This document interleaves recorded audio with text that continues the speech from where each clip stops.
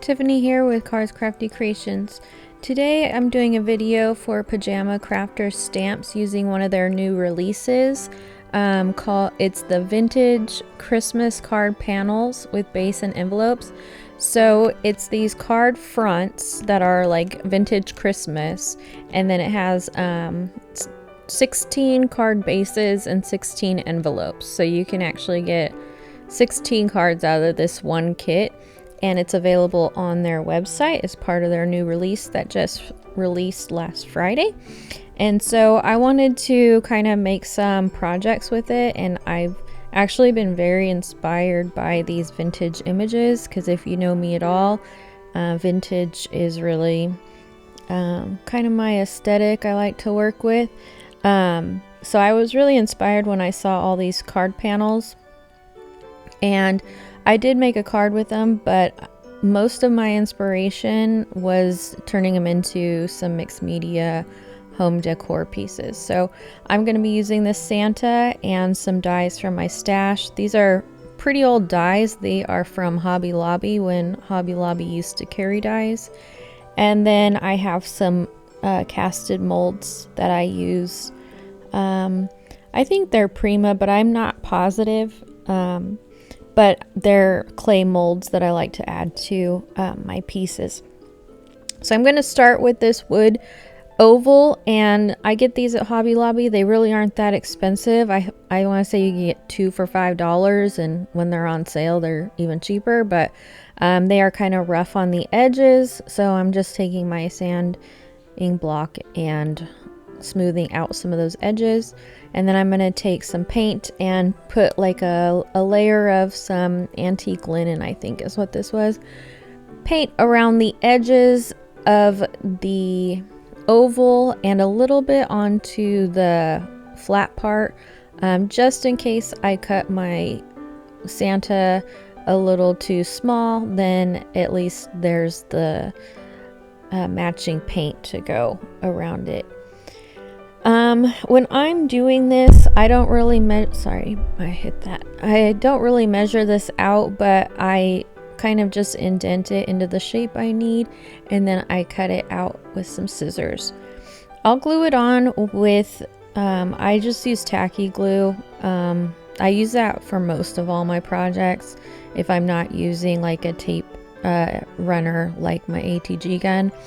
So I will put this on with tacky glue, and then I like to use my bone folder and a paper towel to smooth out the glue. A lot of the things with liquid glue is sometimes you'll get those like the streaks of glue, like where you put it on. So I like to really press it down so that it flattens out really good.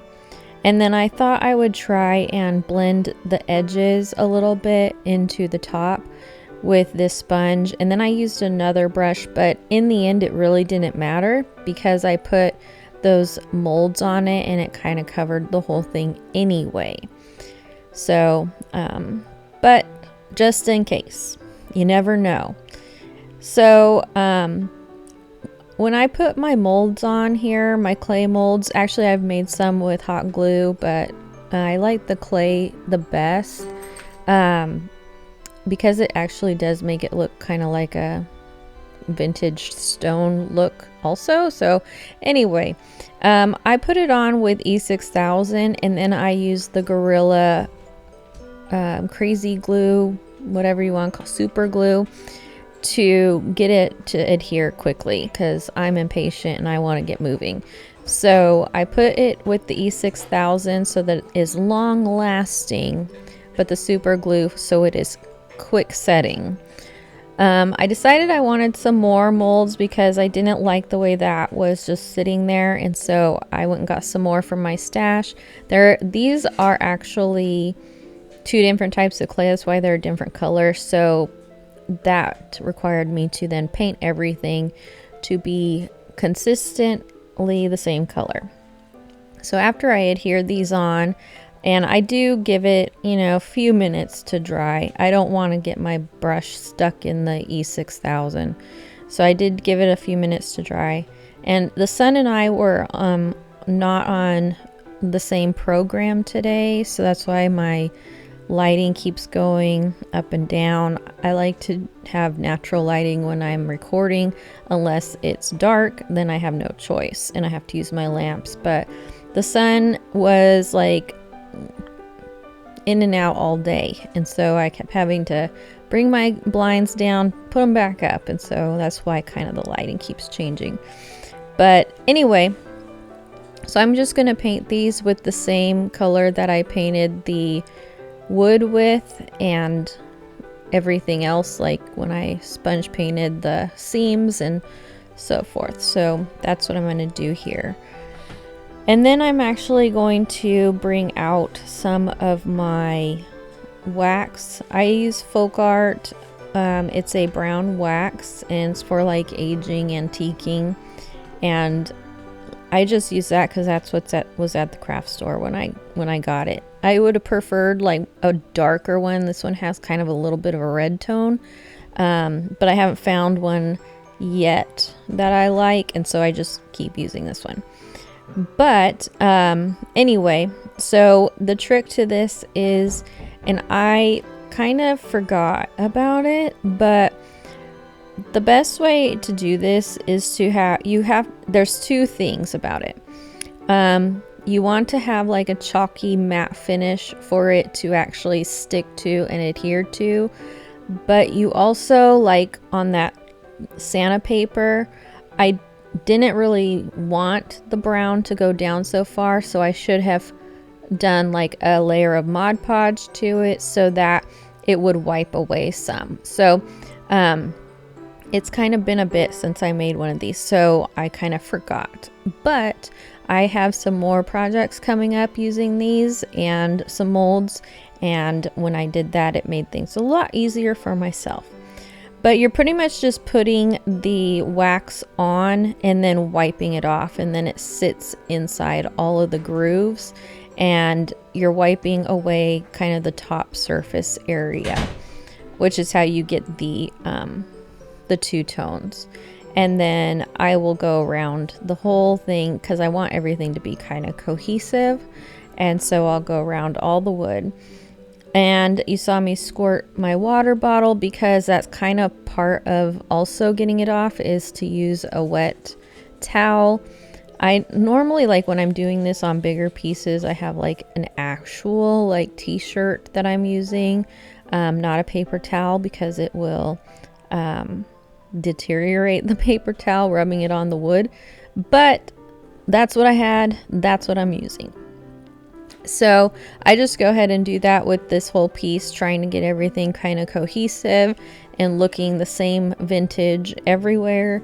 And then after that, I'm going to get my gold wax out, and I'm going to put gold on different parts of this.